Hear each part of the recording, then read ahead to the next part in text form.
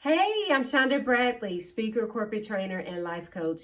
Using and saying affirmations has changed my mindset, my behavior, and productivity. I can remember a time when I felt stuck, okay? I was barely making progress as a person and a professional. I was prioritizing everybody else's needs before mine, and I felt defeated because I wasn't producing what was in my heart.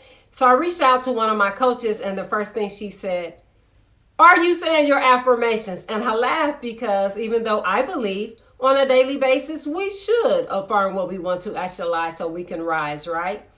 And I know life and death is in the power of the tongue. I was not saying my affirmations. I had distractions that I'd allowed to throw me off my game, but that's not the case anymore. Affirmations is a lifestyle. I say them in the shower or while I'm driving my car. I'm becoming my affirmations. Saying affirmations regularly will shift your energy and your mind. Empowering words will liberate you and help you take the necessary moves that you need to make. But you can't just say affirmations. You've got to have corresponding action, because affirmation without execution is hallucination. I'm affirming I'm creative and more courageous. What are you affirming today? What are you saying that you are willing to take massive action to make your dreams happen?